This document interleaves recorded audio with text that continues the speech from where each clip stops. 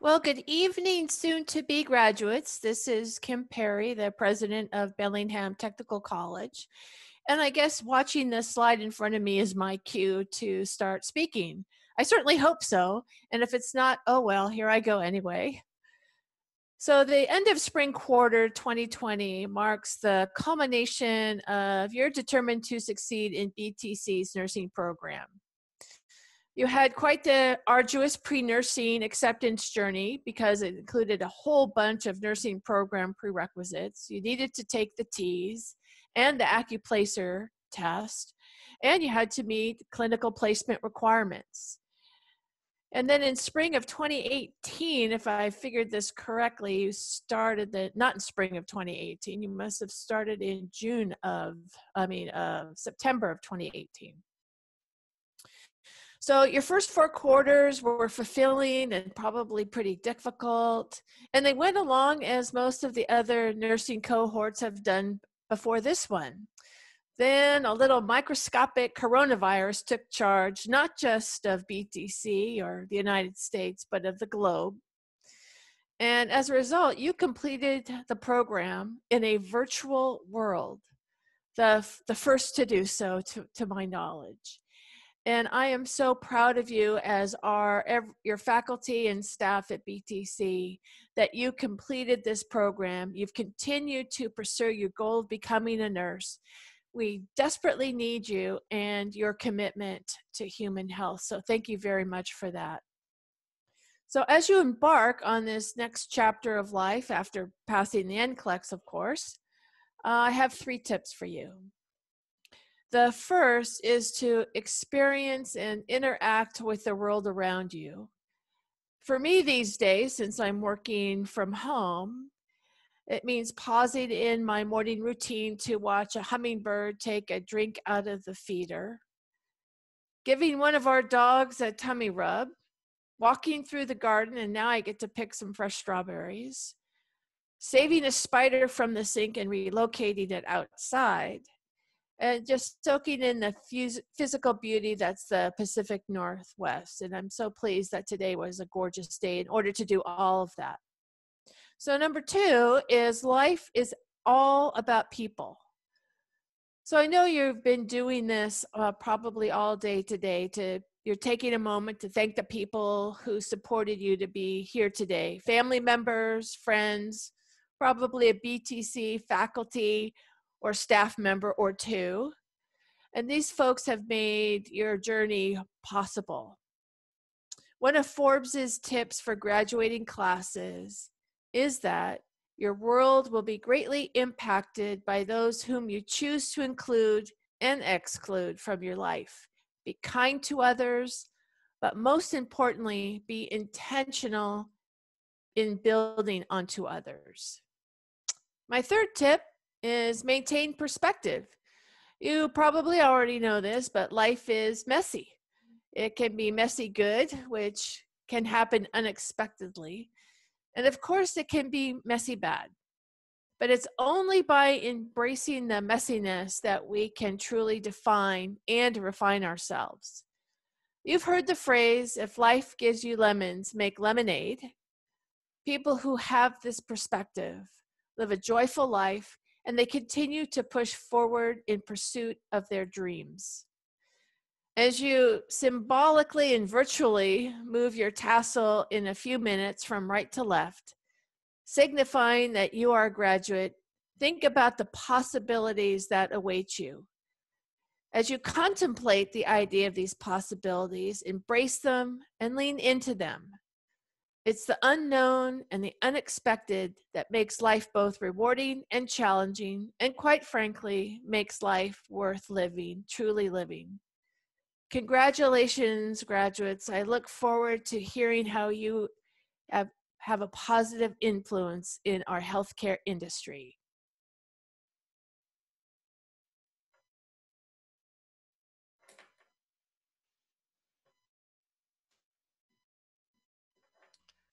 All right, thank you so much, Kim. So welcome, everyone. My name is Julie Sams. I'm a graduate of this nursing program, and I'm also the Dean of Nursing and Allied Health here at Bellingham Technical College. I wasn't sure how this was going to go as a virtual ceremony. I'm so used to seeing all of you in person, but I have to say that I find myself really touched, and I'm really excited to be here and to be able to give this speech to you all today. So we're all here today to celebrate this group of graduating nurses. Generally, in this type of speech, I, as the administrator, would talk about how much these students have learned and how much they've grown over the past 2 years.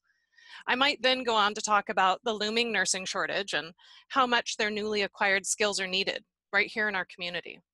I could touch on burnout, and I could talk about strategies to avoid it, and end with something inspiring to launch these students out into the magical world of their nursing careers. I'm not going to do any of those things today. COVID-19 and the resulting global pandemic has undeniably changed the healthcare world that these graduate nurses are about to join. What an interesting time to be a new nurse. I've had a lot of people ask me if being in the middle of a global pandemic dampens the enthusiasm of people training to be nurses or thinking about nursing as a career. And I'm sure there's some of that, but the overwhelming answer is no. This is what we do. We work with sick and vulnerable populations. There's always some risk to us related to that work. It's a risk that we've learned how to reduce and minimize, but that we can never completely eliminate. Modern nursing evolved from the Crimean War, where our most famous predecessor, Florence Nightingale, went from patient to patient with comfort and caring as her primary tools, and very little in the way of cure. We have a lot more tools now and a lot more technology. Nurses are experts at what they do. That often includes proficiency in equipment, in-depth knowledge of medications and treatments, and attention to pathophysiology and disease process. These things are ever-changing and evolving. And that is as it should be. Healthcare practice should shift with evolving evidence. The emergence of a new virus, like COVID-19, is a reminder that the foundational tools of nursing don't ever really change. As nurses, our fundamental responsibility is to provide care and comfort, even when there is no cure available. Hope, not for the outcome, but that we are not alone, that we are cared for. Nurses are the embodiment of hope. This is particularly true in dark times when we are sick and vulnerable. That light of hope can carry us through. At this moment, in the middle of a global pandemic, the world is in desperate need of hope. Normally, we would all be sitting together in a lovely auditorium, watching our nursing graduates walk across the stage and receive their nursing pins. Those pins are a long tradition and are unique to each school, signifying achievement and marking each student as a graduate nurse. No longer our students, but now our peers. Instead, we are all at home, watching at a distance, as so many things are right now. To our students, today you are graduating. Soon you will sit for your NCLEX and become registered nurses. And when you get out there in your first nursing job, you will be overwhelmed by how much you don't know. I would like to suggest to you that this is not a weakness. It is, in fact, a superpower. When we don't know, we look at things more carefully, consider things more fully. And you will quickly find that in nursing, as in life, things often don't go according to plan. Nurses are one of the most trusted professionals by the public. It is because we are superheroes. Now, we don't have super healing powers or super emotional resilience, not any more than anyone else. What we do have is the superpower of observation, the superpower of asking questions, the superpower of critical thinking, and the superpower of radical compassion. So cherish what you don't know. Keep it close to you, because in nursing, as in life, it is when we start thinking that we know that we get into trouble. Because once we know, we stop critically observing, we stop asking questions, and we stop listening. This isn't the end of your education. This is just the first rung on a tall ladder that you will climb for years to come. That ladder of knowledge never ends. Now, when you first started this program, I said that we would teach you the skills you needed to become nurses. I trust that we've done that. But I also said that becoming a nurse would fundamentally change who you are. We are not just nurses at work. Nursing is not just a career. Being a nurse is part of who you are. There is much work to be done, and we are in desperate need of hope and light. Your care will be a gift to our community and to the world. Thank you so much. Now I would like to introduce our faculty speaker, Tom Carson. Hello and welcome, graduates, family, friends, faculty, and our dedicated instructional support staff. Congratulations to each of you, and thank you for allowing me to offer some thoughts tonight. Let me introduce myself to those of you that I have not met. I am Tom Carson. I'm clinical faculty, predominantly for third, fourth, and fifth quarter students, and I've had the pleasure of supporting each of these graduates somewhere along their journey in nursing school. Graduates, you have put in long hours and worked really hard to be here. Each of you made a commitment and sacrifices to pursue this dream. Each of you had a choice between studying and in this quarter going to Zoom meetings, previously real classes, remember them, and other pursuits. You consistently over time chose the nursing profession as your priority. It has not always been easy. In fact, it has been downright challenging, and I imagine has brought tears and a question to that commitment in one way or another to each one of you. And yet, here you are, even in the midst of a pandemic. You are to be commended for your tenacity and resiliency. Graduates, I would like you to take a minute to reflect on your support people. As the support people, family and friends, some that are not here today, they're to be commended too for supporting each of you as you pursued your chosen profession. They too have borne witness to your commitment. Maybe they helped you by shopping so you could study.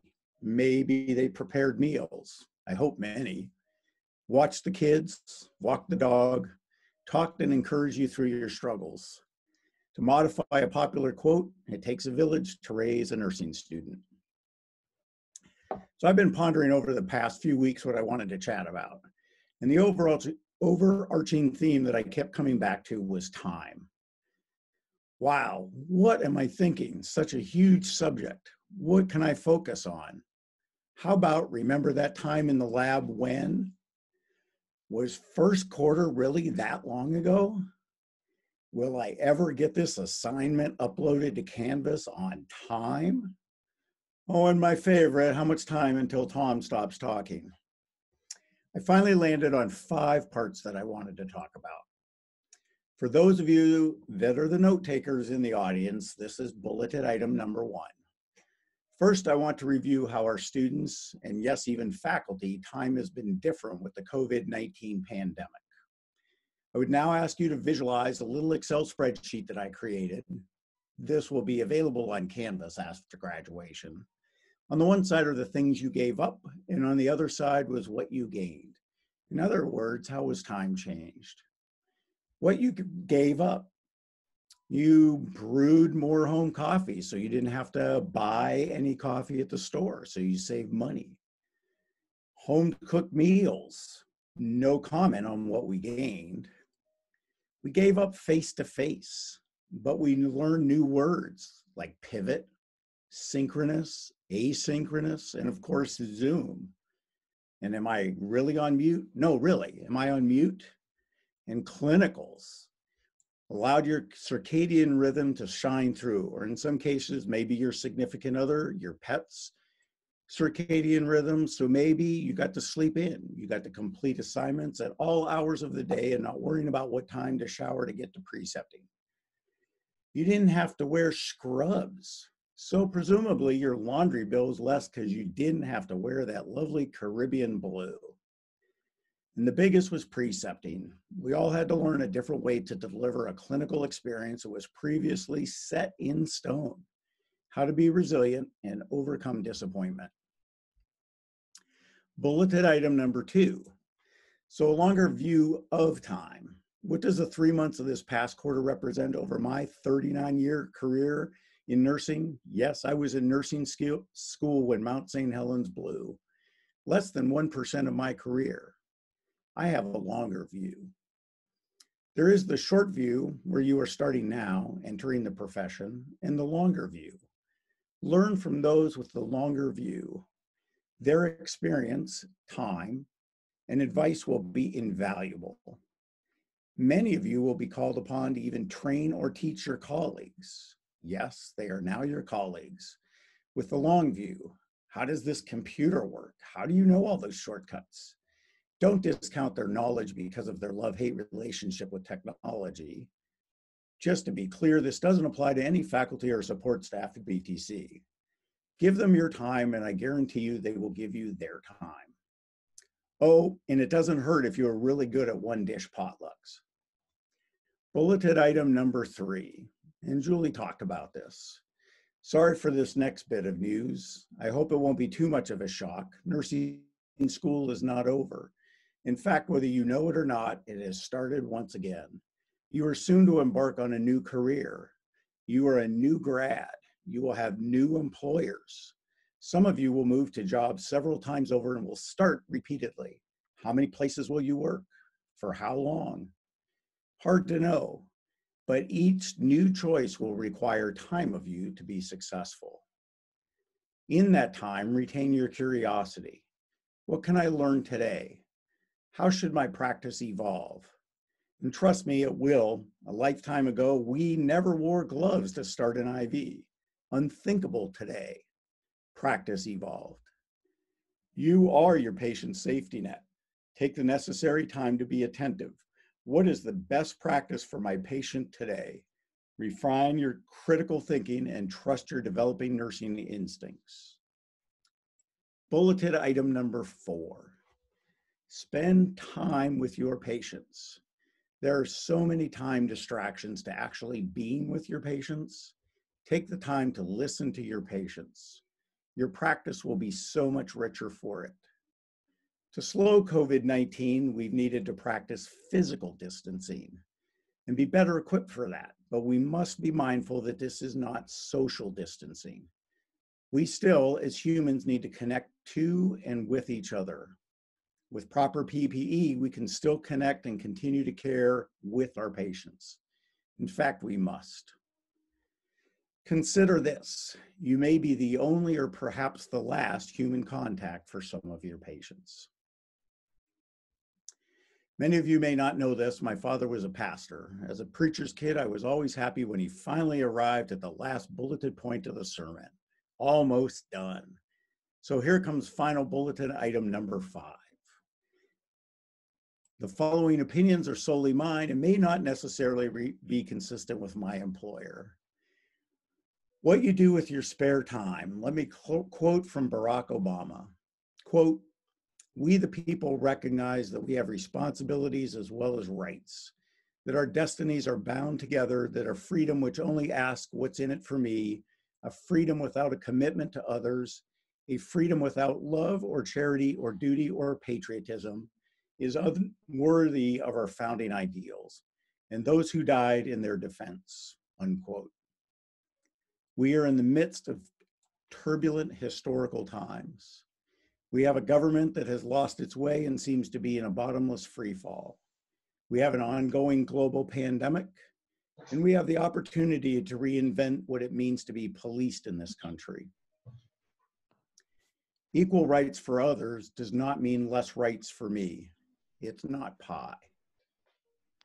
I would encourage all of you to be thoughtful on what each of us can do with our time to influence the current and future course of our country at all levels of engagement, local and federal. For me personally, the most important thing is to exercise my right to vote. Historically, many in our country were disenfranchised because that they have been prevented from voting. In 1920, the 19th Amendment granted women the right to vote. That was a short 100 years ago. In 1965, the Voting Rights Act prohibited racial discrimination in voting. That was only 56 years ago, and that was it within my lifetime.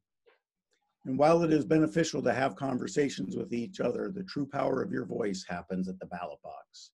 At every level, for some of you who were in SNO, AAMN, on school boards. Yes, you will be involved in hospital committees or place of work committees, local governments, and yes, the federal government.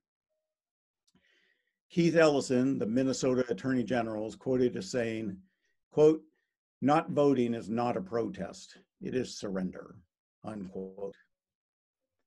In closing, remember to practice physical distancing, but not social distancing. Wash your hands, wear a mask, and vote. Thank you for allowing me to take some of your, well, time tonight. Congratulations to each of you, our graduating class of Spring 2020. Welcome, colleagues. And now it gives me great pleasure to introduce your Spring 2020 Nursing Graduation student speaker, Jackie Russell-Stear. Hello, everyone. My name is Jackie Russell-Stear, and I want to thank my cohort for trusting me to represent them today. A big thanks to family and friends who have lovingly supported us these past 2 years. Without them, today would not be possible. And thank you to BTC instructors for your guidance, encouragement, and most of all, patience, helping us through the rougher times and some awkward moments, from our first head-to-toe assessments to some crazy Foley catheter placements. So now, how do I present a speech to our June 2020 BTC nursing cohort of truly amazing, inspirational people, and bring honor to you by sharing a message that will both be heard and felt? This task was much harder than I expected, so I chose to sit on it for a few weeks, pondering some different themes. I pondered the Nautilus, symbol of the BTC nursing program, symbol of strength, expansion of the mind, and renewal as we navigated our education quarter by quarter. The Nautilus also symbolizes internal harmony in an individual's journey through life. In one word, fluidity. I pondered using humor for its value in holding an audience's attention, relieving anxiety, improving our immunity. All right, I can't resist. So a nurse walks into a bank totally exhausted after an 18-hour shift. She grabs a deposit slip, pulls a rectal thermometer out of her purse, and tries to write with it. When she realizes her mistake, she looks at the flabbergasted teller and without missing a beat says, "Well, that's great. Some assholes got my pen." I pondered how all things have a beginning and an end, but that seemed too finite and made me want to cry. I believe our journeys are more like drops of water in a river. There is no real beginning nor real ending. I pondered a journey. This resonated with me and the theme I kept circling back to. All of us started this portion of our life's journey together in the early dawn of July. Pink tape loosely strung from pillar to pillar, our anxious faces looking for the right path to our destination, not knowing if we were fast enough to get there first. Nope, none of us ran. We lined up to receive our registration numbers, looking around to see who we would be with for the next 2 years. Thoughts of, what am I doing here? I did it. This is mine, running through our minds. To the after meeting, where there was a chance we would have to repeat that all over again. Our first day. Sometimes people come into your life and you know right away that they were meant to be there, to serve a purpose, teach a lesson, help figure out who we are. And when you lock eyes with them, you know at that moment they will profoundly affect your life somehow. As I looked into those 19 pairs of eyes, I saw such genuine people, somewhat rare in life to find, but 19. I thought to myself, this will be one great journey. Now, 2 years later, our journey together is transitioning. This quarter was harder than the rest, with some confusion, disappointments. We even erroneously lost a cohort member, a family member, at the 11th hour. No doubt the universe has a remarkable journey set aside for him. As Martin Luther King quoted, "Only in the darkness can we see the stars." So all of these experiences have increased our resiliency and our bonds to each other. We are now entering a world of civil unrest, COVID-19, economic fears, and racial inequality. So not only starting new nursing careers, but starting out with new social norms. I want to share this story with you. It's an Ubuntu story. An anthropologist proposed a game to the kids in an African tribe. He put a basket full of fruit near a tree and told the kids that whoever got there first won the sweet fruits. When he told them to run, they all took each other's hands and ran together, then sat together under the tree, enjoying their treats. When he asked them why they had run like that, as one could have had all the fruits for themselves, they said, Ubuntu in the Hostja culture means I am because we are. Imagine if this was our new social norm, what we could get accomplished. It's not the time to ignore or deflate recent frustrations, anger, and fears. That would be an injustice. But let's instead use this momentum, the energy, and go forth into this new world with open hearts, open minds, and veracity. This is our time to hold hands and share those fruits. I am so proud of each and every one of you amazing, compassionate, and wise nurses who have given me and each other such a valuable gift, a piece of their journey.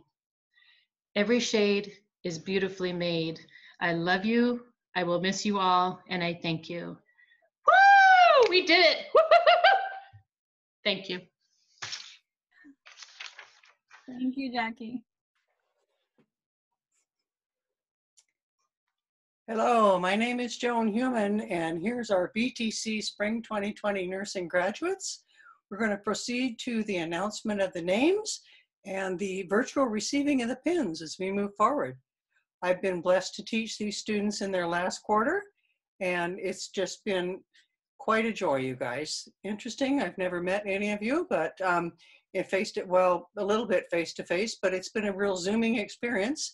And yeah, so that's that. Anyway, that's who I am. But we're much more interested in commending our graduates. So here we go. First and foremost, we have all the way from Anacortes, Ms. Narya Brown. Let's give her a hand, hardest working woman in nursing. Narya Brown. And next along the line comes Mr. Rhett Fenton. He joins us. Rhett's story, see those two little kids? Those are his bookends. This is baby number 1, born in first quarter, and baby number 2 down here was born. Rhett joined us from the labor and delivery unit at the hospital for clinical. God bless you, Rhett. Move on. Yes, good job. And here's Kelsie Gordon. Kelsie's joining us from Ogden, Utah, of all places, where she's moved to live with her family and pursue her career in acute care nursing. Bless you, Kelsie. Congratulations. And here comes Sarah Gwin. She is our retired cosmetologist, now new RN grad, all the way from Mount Vernon, Washington. Congratulations, Sarah. Moving on to serve her community down in the Skagit Valley. And here comes Ellie Hendrickson, one of our Mountaineer students. And Ellie's going to move on and serve her pediatric population. Ellie loves the kids. Good job, Ellie. Congratulations. And next comes Ms. Tessa Kainu. See Tessa over here, and her nice husband in his oxygen gear. And bless your heart, Tessa's also going to go on and serve children here in the Whatcom County area. Bless your heart. Carry on, Tessa. Good job. Andrew Kossman and his mom over here and his lovely dog, Olive. Andrew is going to serve our community and as a mental health nurse practitioner, and he's just done a great job. Thank you, Andrew. Carry on. Good job. Joslyn Morgan joins us with her family here from all the way from, gosh, Monterey, California, where she moved just when COVID started. She's going to serve her community down there and enjoy the company of her family. Well done, Joslyn. Great job. Kendra, hope I don't butcher this one, Kendra Neugebauer. Kendra joins us from Oak Harbor, and here she is with the light of her life, her son, Rylan. Kendra's goal is to be a flight nurse, and she's going to pursue a career in acute care nursing. Great job, Kendra. And here comes Edna Revey from the shores of Lummi Nation. I'm going to say, Edna, here's Edna with her family over here. Edna is a leader in her community. And Edna, I must thank you for bringing the First Nations voice to mainstream healthcare. Please continue, please bring more. We need it, Edna. Thank you so much. Carry on. Leesha Rozeboom, what a lovely smile Leesha has, and here she is with her family. Leesha is also one of our graduates that's very interested in taking care of kids. Now, wouldn't you let your kids be taken care of by that nice girl? Leesha, thank you so much for your hard work. Great job.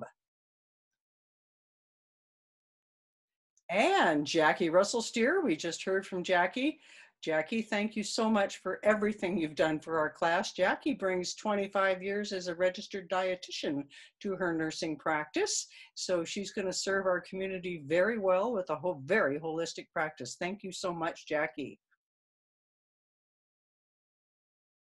And Lindsy Saldivar. Lindsy, our social butterflies, got a lot going on here. As you can see, here's Lindsy with all of her extended family.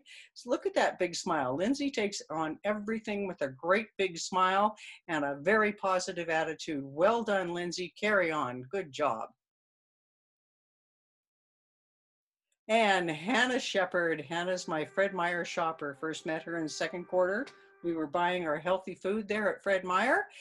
Been such a pleasure working with you through the student nurse organization, and really enjoyed all your leadership this time in your nursing school. Thank you so much, Hanna. Hannah's deploying to Florida with her husband just as soon as she graduates here, where they're going to serve down there. And Jelissa Talamante, look at that beautiful ocean behind Jelissa. She's going to be serving her community in I believe it's Belize, you told me, Jelissa, and she joins us from far away. Congratulations, Jelissa. Move on. Great job. And Zhanna Valdez, wonderful. Here she is in Bellingham, all ready to go out and serve her community. And wonderful job, Zhanna. It's been a pleasure. Thank you so much. Carry on. Good job. And Amanda Vander, Ploeg, look at that smile. Amanda, here she is with her family. Amanda also has two birds that are just a hoot to have on the Zoom class. Thank you so much. And look at that smile. She's going to serve us here in Bellingham at the intensive care unit, I believe. And here's Elise Vondrell, our retired middle school teacher, who brings a ton of educational experience to her holistic nursing practice. Been a great pleasure working with you and doing community education. Thank you so much. And she'll serve her community here in Bellingham. Wonderful. And last but not least, we have Ashley Zopolos here, and she is pictured with her dear friend and her inspiration to pursue a career in flight nursing. Ashley, it's been such a pleasure working with you, and if I was ever sick on a helicopter, I'd go with you. Thank you so much, graduates. I do believe I'm going to now turn the mic back to Dr. Kim Perry. Hi, I'm Kimberly Perry, the president of Bellingham Technical College. Congratulations to the graduating class of BTC's nursing program. Students, please rise and grab your tassels, which should be on your right side. Now wait till I'm finished. Then I'll tell you when to move your tassel from the right to the left, which signifies that you are a graduate. Students, I have the honor as president of Bellingham Technical College, under the authority vested in me by the State Board for Community and Technical Colleges and the Board of Trustees of Bellingham Technical College, to confer upon each of you an Associate in Nursing Direct Transfer Agreement Major-Related Program. You are now officially graduated, and move your tassels from the right to the left. Congratulations, graduates.